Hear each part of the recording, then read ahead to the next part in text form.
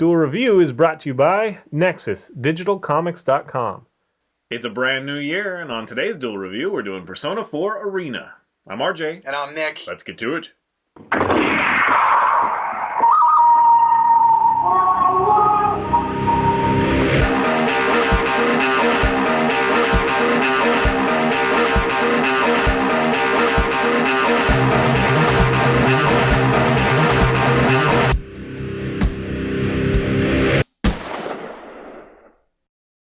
Hey guys, welcome to January 1st. It is a Tuesday, and we are doing Persona 4 Arena. That's right. It's a new brand of Persona. I don't know if you guys are familiar with Persona. I've been a fan of Persona for a long time, 2, 3, and 4. And this is a different type. Persona is a JRPG kind of thing. It's very, Final Fantasy, but a lot of, story elements in between. You can, try to, go out on a date with girls and stuff in between. But then at night, during midnight, you fight shadows and monsters and gain a persona, which I'll explain that in a second. And so it's very Final Fantasy in that aspect afterwards. So yes, you get this kind of slice of Japanese life, mostly in high school, and revolving around that, because that is the formative, last free years, and that's why we see so much anime that has to do with high school, is because in that culture. When you get to college, it's all about the job, because if you don't get hired right out of college, you're going to have a much harder chance getting a good job. So this is kind of the last experimentation kind of freedom that people have in that society. Maybe not so much anymore, but that's kind of where the traditional is coming from. So this JRPG I mentioned, Persona 3 and 4 have been really great. I love 3. 2 is also fun. But they have such a rich, plethora of characters and their backstory, and so Persona revolves around this idea that there are special characters who have imperfections. They are worried about one guy, he's worried about being too girly, and people make fun of him, so he kind of tries to hide that part. There's another girl who feels that she's not so feminine, and she hides that. There are people who they act strong, but really they have this weakness that they're worried about, and something from their past or something from their present actions that they try to hide, and they end up having to confront these, and they're called shadows. They confront embodiments of their fears about themselves, and they have to embrace that and conquer it rather than ignore it, because if they ignore it, the shadow can take their place in the real world. So it's this whole thing of you need to embrace your weakness in order to build strength, kind of thing. So I think that's a really cool idea. The conquered shadows, which are basically doppelgangers, but the stuff they want to hide, they become personas if conquered. And personas are creatures that you can summon, in battle. Persona 3 especially highlighted the fact that you blow your brains out basically to summon your persona, and that was a lot of fun. It got a lot of people's attention. But really, it's just you've conquered your fear, and now they will fight alongside you, kind of thing, about yourself. So Persona 4 Arena is very different than the JRPG. It introduces this fighting element. Now, having said that, there's a lot of depth in the story, which I'll get to, but the basic game is just a fighter.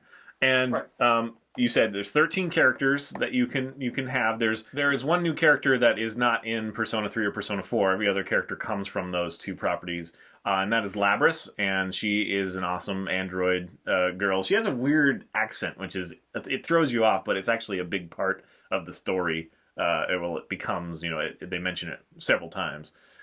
Anyway, so each of the fighters has, themselves, and then they can summon their persona, and it reminds me a little bit of Marvel vs. Capcom, where you can bring in another partner over and over. Yeah, okay, yeah, I can see that, although... But you think it's more like Guilty Gear. Well, okay, so the fighting system was... okay, let me start over. Atlas is who made Persona, the video games, the JRPGs, but Arc System Works did the fighting system, which was the ones who did Blaze Blue and Guilty Gear being one of my favorite fighters. So I do feel that, and when you say that it's like bringing in a character, it's not really, it's more like the persona is part of their move set. And essentially, there's 4 fighting buttons. There's the 2 that your specific character does, and then there's the 2 that summons the personas, and then each version, each combination. Well, yeah, each combination has their own special moves and stuff. Yeah, it's actually a very rich fighter. Yes. On the very beginning, we actually played this for Game Labs before we really got into it. Right. It was brand new for us, so watch that. It's later today.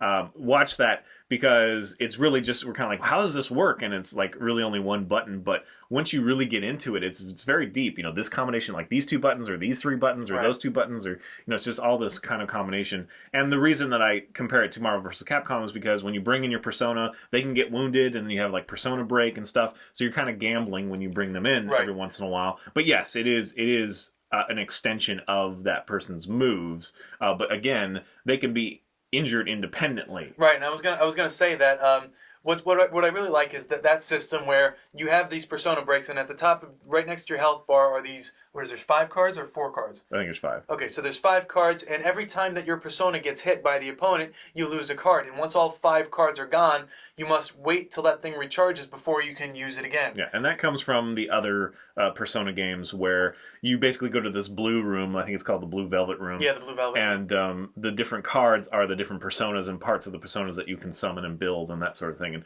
I love those games, but they are very lengthy. The breadth of them is very long, and if you're not into, going out to meet somebody for lunch and then discussing something small and waiting for that midnight to happen, so that because the midnight is when the other world is accessible. And so in Persona 4, you go through a television screen. It's actually a TV that's turned off. It'll start showing it will show a show of missing persons kind of thing, and that's in Persona 4. And these young kids, they have ability to have persona, and so they're allowed to go into that world and they fight and yada yada yada. So in this one, they've already been through that. They have their personas now for the most part, and they are sucked in this world to play this game, this tournament.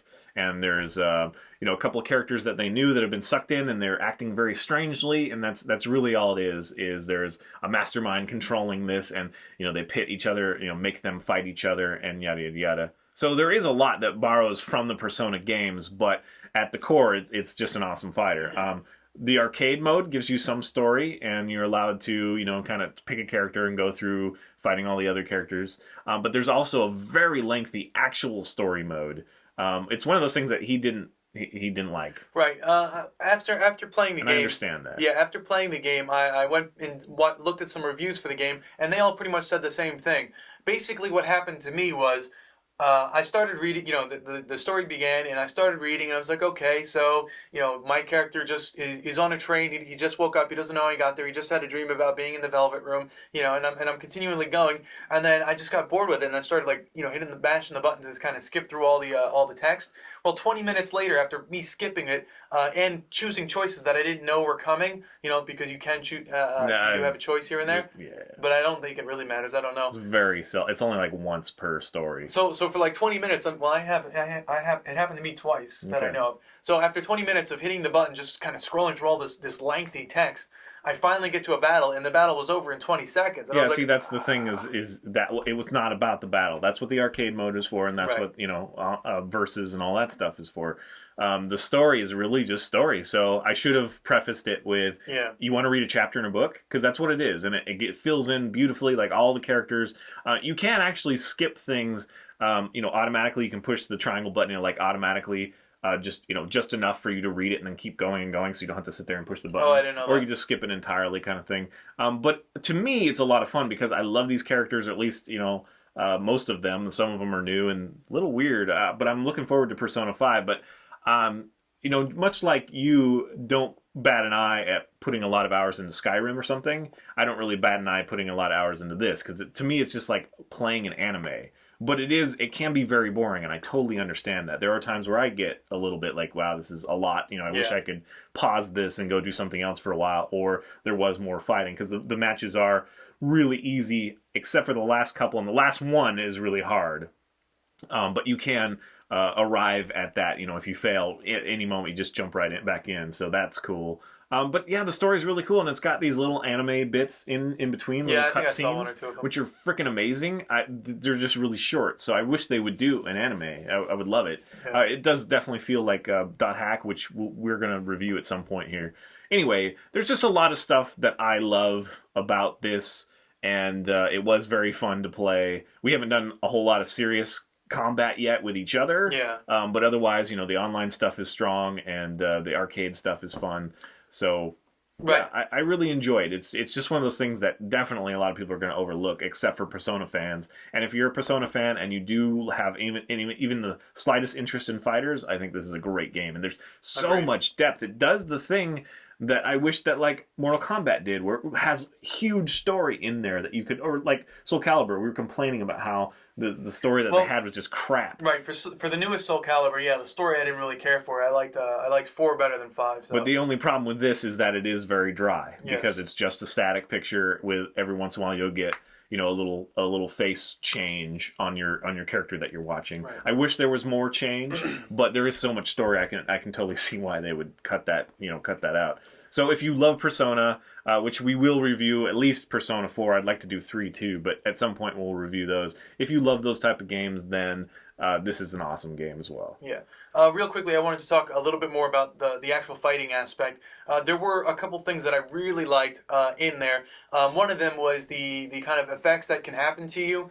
Right. For example, if I'm attacking RJ, I can give him either, let me see if I wrote, panic, poison, mute, rage, shock, fear, charm, and freeze. Right. However, if RJ's attacking me and I'm either, cowering in the corner, blocking, or trying to jump around him, trying to avoid getting hit, I get a negative penalty, which means that any damage done onto me is 1.5 times greater than what it normally is. Yeah, that's if you back up too much, Yeah. then it'll put you in this funk, and then my damage to him would be more kind of thing. Yeah. But yeah, That's it really has these yeah. status effects, just like Final Fantasy or Persona. Right, like any good RPG, yeah. Yeah, where they're poisoned or they're tired or they're fearful, and so it does more damage, all that stuff. So yes, it does tie in some of those elements, and that's really cool. What I really like is that negative penalty, because I hate, People are just running away or sitting in the corner, because I know that I do that sometimes, where I'm just blocking, waiting for the right moment to attack, but it just never comes. So. I'm the opposite. That's why pretty much if anybody plays with me long enough, they'll figure out my style, because I'm just all out all the time. That's why Marvel vs. Capcom works for me,